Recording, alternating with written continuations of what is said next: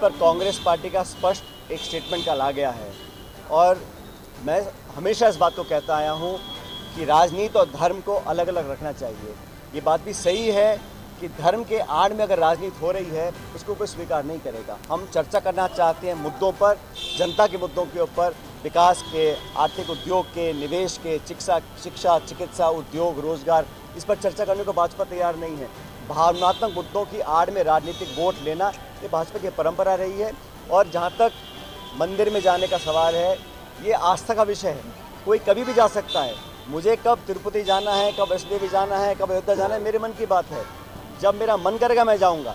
लेकिन इस प्रकार का जो पॉलिटिसाइजेशन हो रहा है उसको कांग्रेस पार्टी ने गलत माना है। इससे पहले बीजेपी के नेता कह रहे हैं कि आपने राजस्थान में कांग्रेस का फ्लाइट जो है क्रैश किया, छत्तीसगढ़ में भी यही होगा। भारतीय जनता पार्टी का जो प्रोपेगेंडा मशीन है उसको मुझसे अच्छा कोई नहीं जानता है। और हम जानते हैं कि प्रदेश में, राजस्थान में जिन्होंने काम करे हैं, लेकिन छत्तीसगढ़ में जो सरकार बनी है, जो वादे किए थे और जो घोषणा की थी, उस पर कितना अमल हुआ हम सब जानते हैं। भाजपा का केंद्र का शासन 10 साल का हो गया है। इन 10 सालों में आज किसान, गरीब, नौजवान, हर वर्ग पीड़ित है। जो काम इन्होंने किया है सिर्फ भावनात्मक मुद्दों को प्राथमिकता देकर वोट लेने का काम अब तक करते आए हैं। भाजपा को एक्सपोज करने का काम और लोकसभा में तमाम आकलन आप लोग आ रहे हैं, उसकी विपरीत परिणाम आने वाले हैं। कांग्रेस एकजुट है और कांग्रेस की एकजुटता अगर कांग्रेस के कार्यकर्ताओं, जनता के बीच में पहुंच जाएगा, वो मैसेज उतना ही बहुत है हमारे लोकसभा चुनाव जीतने के लिए।